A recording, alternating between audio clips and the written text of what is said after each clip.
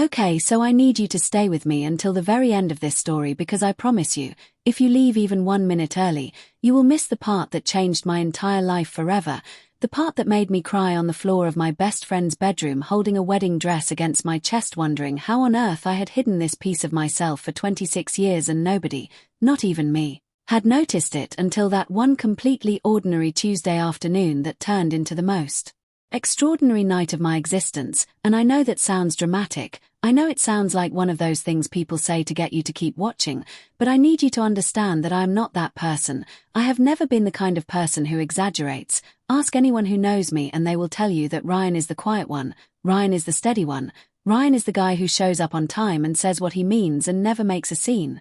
And yet here I am, about to tell you the story of how one single question, one completely ridiculous question asked on a rainy Tuesday with half-eaten pizza on the coffee table and a terrible reality show playing in the background, cracked me open like I was an egg, and out of me came something I had no idea was living inside of me, something soft and real and terrifying and beautiful, something that I am still learning the shape of every single day. And it all started with my best friend Maya holding up her wedding dress in the middle of her living room and saying, with absolutely zero warning, "Hey Ryan, you want to try this on?" And I need to paint you a picture of who I was before that moment, because context matters here. It matters a lot. I was 26 years old. I had a job at an architecture firm that I was decent at but never passionate about. I had a small apartment with a grey couch and grey walls and a grey sort of life that I had convinced myself was just called being an adult. I had dated a few people over the years, nothing serious. Nothing that made me feel like I had found something. And I had this one constant in my life, which was Maya. We had been best friends since we were 8 years old, and she found me crying behind the library at school because some kids had made fun of the way I was drawing.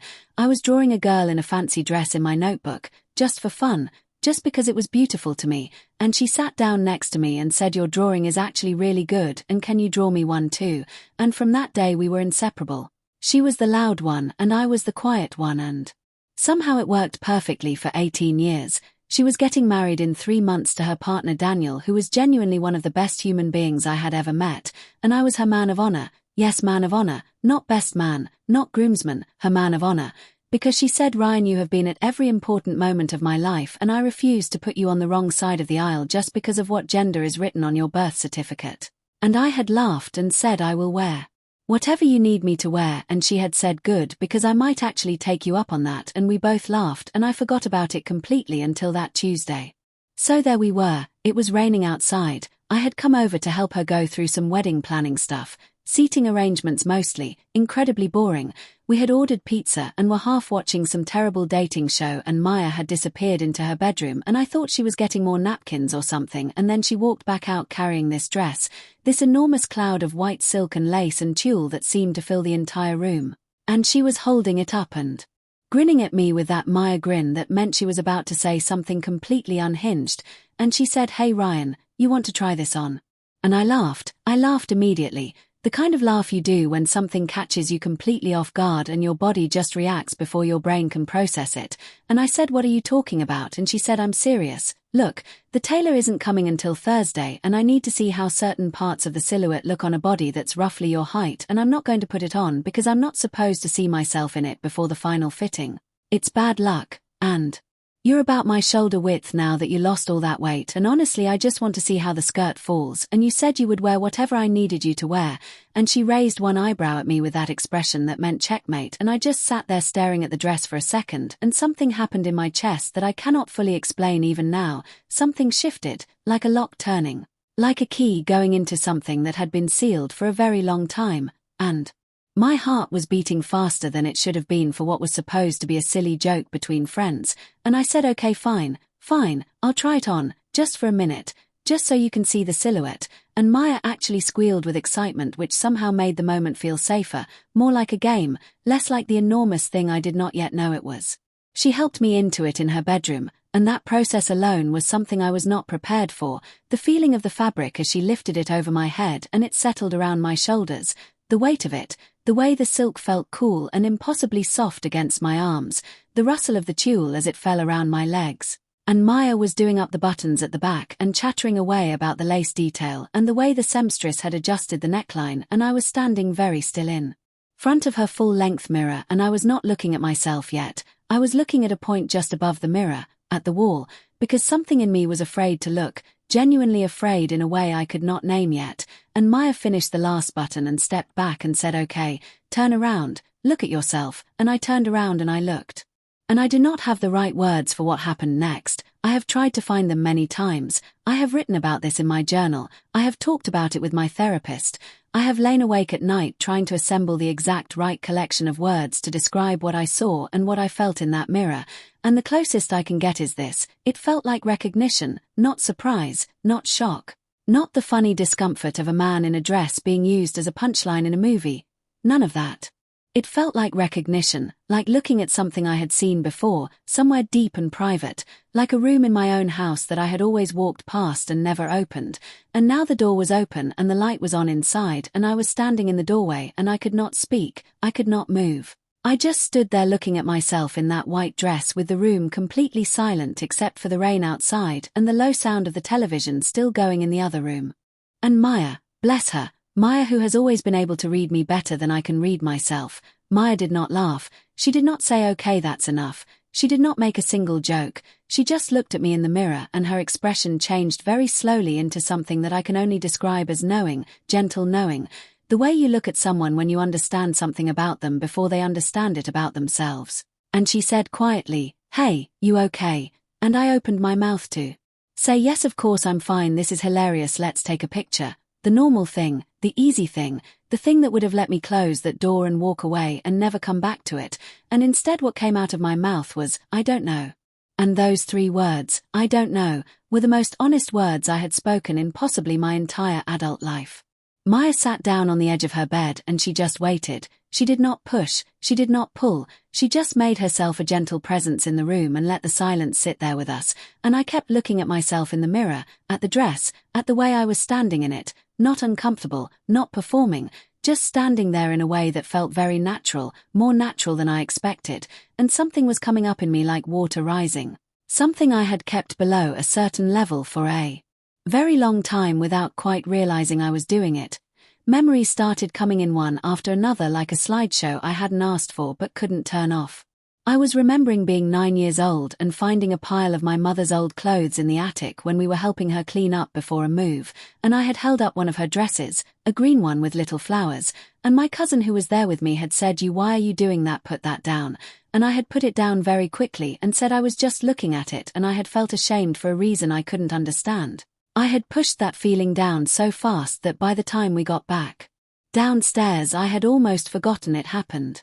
I was remembering being 13 and going to a Halloween party, and my friend Jake had dared me to wear his older sister's costume, a witch costume with a long black dress, and I had refused so hard, so quickly, with so much force that Jake had looked at me strangely and said, "Relax, I was just kidding, man," and I had laughed it off, but the refusal had been so sharp, so immediate, like a reflex, like touching something hot. And I had wondered briefly at the time why I had reacted so strongly to a joke. I was remembering being 22 and scrolling through an Instagram account that a friend had shown me of someone who was, as my friend put it laughing, a crossdresser, a man who dressed in women's clothes and documented it. And I remembered how I had laughed along with my friend and said, "Yeah, that's wild," and then gone home and found the account on my own phone and spent 3 hours going through every single post and feeling something warm and complicated and frightened that I had immediately closed the app and never gone back to, and tried very hard not to think about again. And standing in Maya's bedroom in her wedding dress with the rain on the windows, all of these memories were connecting themselves in a pattern that was suddenly completely obvious, a pattern I could not believe I had not seen before, except that I could believe it, because I had been very motivated not to see it. I had been building walls around it for 26 years without knowing I was building walls, without even knowing there was something to wall off. I thought I was just a normal guy, who was slightly uncomfortable with certain things, who didn't quite fit the version of masculinity that everyone around him seemed to inhabit so easily, who sometimes felt like he was playing a role without knowing what play he was in. And I looked at myself in the mirror in that wedding dress and I thought, what if the discomfort wasn't with dresses? What if the discomfort was with not being in them? And then I started crying. Not gently, Not the kind of graceful movie crying where one tear rolls down your cheek, actual crying, the kind that starts in your chest and works its way up and takes over your whole face, the kind you cannot control once it starts. And Maya was across the room in about 1 second, and she had her arms around me from behind, both of us visible in the mirror, her in her jeans and t-shirt and me in her wedding dress, and she was saying nothing, just holding on, and I was crying in a way I had not cried since I was a child. And I did not know if I was crying from fear or from relief or from grief for all the years I had spent not knowing, or from the pure overwhelming feeling of something true being acknowledged for the first time, probably all of it at once, probably everything at the same time. When the crying slowed down, Maya handed me a tissue and sat me down on the edge of the bed, careful about the dress, and she sat next to me and she said, "Talk to me." And I said, "I don't know where to start," and she said, "Start anywhere." And I said, "I think I've been hiding from something," and she said, "I know." And I looked at her and said, "How do you know?" And she said, "Ryan, I have known you for 18 years, and I have watched you flinch every time someone made a joke about men wearing dresses. I watched you volunteer at that charity fashion show 3 years ago and spend the entire time in the dressing room area helping with outfits when everyone else was just standing around. I watched you spend 20 minutes once complimenting a stranger's skirt in a way that had nothing to do with flirting. It was pure genuine appreciation. I have watched all of these things and I have wondered, but I never pushed because it wasn't my thing to push." And she squeezed my hand and said, "But I'm really glad you're here right now in this dress having this moment, even if it's messy and scary." And I said, "But what does it mean?" And she said, "I don't think you need to figure out what it means tonight." And I said, "But I've been like this my whole life and I didn't know." And she said, "Sometimes we don't let ourselves know things until we're ready." And I said, "Am I ready?" And she said, "I think you wouldn't be crying like this if you weren't." And somehow that made sense. Somehow that cut right through all the fear and the confusion and landed as truth. We sat there for a long time, Maya and I, in her bedroom with the rain, and slowly the fear started to loosen its grip a little, not all the way, not even close, but enough that I could breathe more normally, enough that I could look at myself in the mirror again without the world spinning. And I looked at myself and I made myself really look this time, not at the dress specifically but at myself, at the expression on my face, which was this thing I had never quite seen on my own face before, something quieter than usual, something more still, something that maybe if I was brave enough to name it I would call it peace, just a little, just around the edges, like the first few minutes of finally putting down something very heavy that you have been carrying for a very long time. Maya eventually helped me out of the dress, very carefully, and I put my jeans and my old grey hoodie back on, and the contrast was so extreme that I actually laughed out loud, and Maya laughed too, and she said, "Okay, so clearly we need to do some shopping." And I said, "Maya, I am not ready for that." And she said, "Okay, fine, but not never, right?" And I said, and this surprised me, I said, "Not never, no." And she smiled this enormous smile and went to get us more pizza, and I sat on her bed for a few minutes alone thinking about who I was and who I might be, and how those two things were perhaps not as far apart as I had always arranged my life to assume. The next few weeks were the strangest of my life, not bad strange, just strange. I was walking around in my regular life, going to work, having lunch, taking the subway, all the completely normal things, but there was this new awareness running underneath everything, like a second track of music playing quietly beneath the main song. I was noticing things I had never let myself notice before, the way light fell through fabric in a shop window, the way certain silhouettes moved. I found myself looking at things with a different kind of attention, and then catching myself looking and not feeling the old snap of shame, or at least not as much of it. It was still there, I won't pretend it evaporated immediately. Shame that has lived in you for 26 years doesn't just leave because you cried in your friend's bedroom. But it was smaller, and I was bigger, somehow. Even as I felt more uncertain about myself than I ever had, I was also in some strange way more solid. I did not tell anyone else for a while, just Maya, and she was incredibly good about it. She didn't bring it up constantly or make a big project of it. She just occasionally sent me a text that said, "No pressure, just so you know I'm here," or she would drop a comment so gently placed that I almost missed it, like saying, "I found this channel you might like," and sending me a link to a YouTube creator who made videos about gender and identity and self-expression, and then saying nothing else, no follow up, no pressure, just leaving it there for me to look at or not look at, and I always looked. I watched a lot of things in those weeks, I read a lot of things, I let myself think about things I had not let myself think about before, and what emerged was not a dramatic revelation, not a sudden I have all the answers moment, but something more gradual and more honest, an understanding that this part of me, this thing that had been locked behind a door for 26 years, was not something shameful or broken, was not a problem to be solved, was just a part of me, a real part, a true part. A part that deserved to exist in the light instead of in the place I had been keeping it. About 3 weeks after the wedding dress moment, Maya texted me and said I bought you something, not the something you're thinking, just something small, and she came over with a paper bag and inside was a simple navy blue skirt, beautiful fabric, nothing dramatic, just a skirt, and a card that said wear this if you want to, give it back if you don't want to, either way I love you always. And I held the skirt in my apartment alone that evening for a long time before I put it on, just sat with it, getting comfortable with its existence, and then I put it on and I walked around my grey apartment in my grey life and something was different, something in the grey shifted, and I stood at my window looking out at the street below and I was wearing a navy blue skirt and I was crying again, but this time it was a different kind of crying, smaller and warmer, more like exhaling than breaking open, and I thought, okay, this is a part of me. This is real, and I'm going to figure out how to live with this being real. Fast forward to Maya's wedding, which was 2 months later on a clear September day with a sunset that looked almost fake. It was so perfect, golden and warm, and the light on everything was like something out of a dream, and I was her man of honor as planned, and I was standing up at the front with a wedding party, and I was wearing a suit, a beautiful deep green suit that Maya and I had chosen together, and it fit me perfectly and I felt good in it.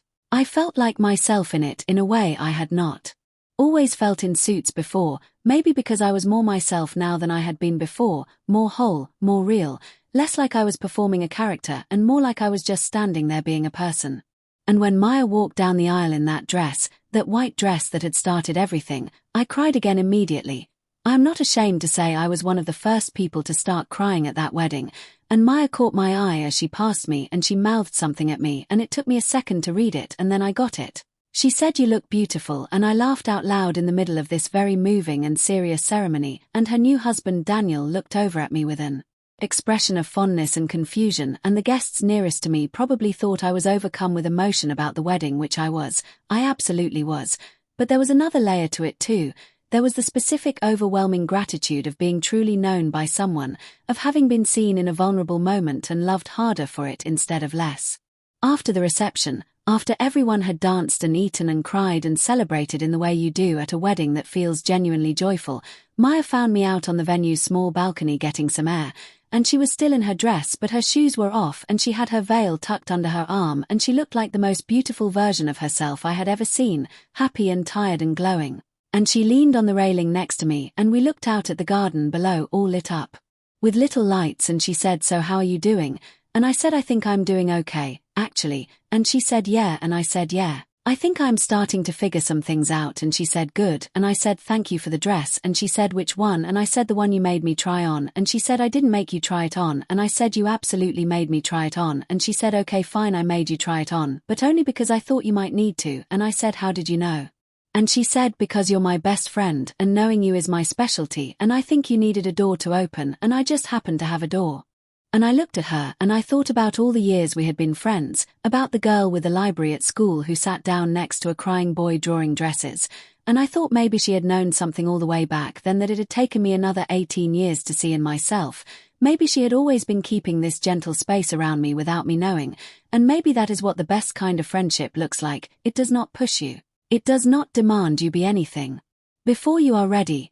It simply stands close and opens doors when the moment is right and says you look beautiful on the other side of them. In the months that followed the wedding I began to explore this part of myself more deliberately, more openly, still privately mostly but with less of the old shame walling it in. I went shopping a few times, mostly alone, sometimes with Maya. I found styles I loved and styles that were wrong for me, and that process of figuring it out felt like learning a language I had always almost spoken without knowing it.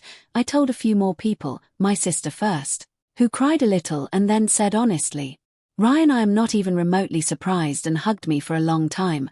Then a close friend from work named James who took it completely in stride and said, "Whatever makes you happy, man," and went straight back to talking about the project we were working on in a way that was somehow the most normalizing response I could have received. And slowly the circle of people who knew me more fully, more truly, got a little bigger. I want to be clear about something because I think it matters. I am still figuring out the language for all of this. I don't have a clean label that fits perfectly. I know that there are many different ways that people experience what I experienced, and I am not standing here telling you I have it all sorted out and understand exactly who and what I am. I don't. I'm still in the middle of figuring that out, and I think that is okay. I think actually that is more honest than the version of this story where everything gets resolved neatly into a category. What I know is this: there is a part of me that had been locked away, and that part deserved to be free, and it is freer now, and I am better for it. I am kinder to myself than I used to be. I am less rigid, less afraid. I take up more space in my own life than I used to, and less exhausted by the effort of hiding from myself.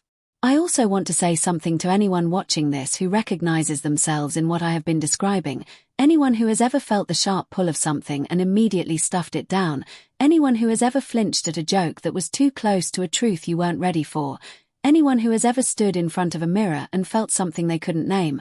I want to say that you do not have to have this figured out. You do not have to know what to call it or where it fits or how to explain it to anyone. You just have to let yourself notice it. You just have to let it exist in the room with you for long enough to get a little less scared of it, because the fear, I promise you, is much louder than the thing itself. The thing itself is just a part of you, and you deserve to know all of your parts.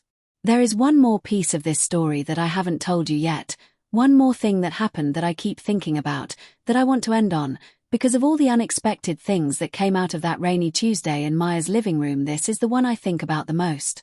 About 4 months after the wedding, Maya called me on a Sunday morning and she said, "I need to ask you something kind of big," and I said okay, and she said, "Daniel and I are going to do a little backyard ceremony thing for his parents who couldn't make the wedding, very small, very informal, just 30 people.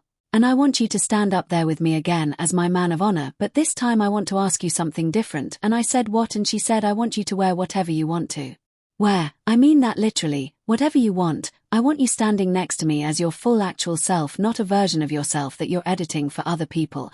And I was quiet for a second, and she said, "No pressure, I mean it. If you want to wear the green suit, that's perfect too, it's beautiful, but I just want you to know the door is open."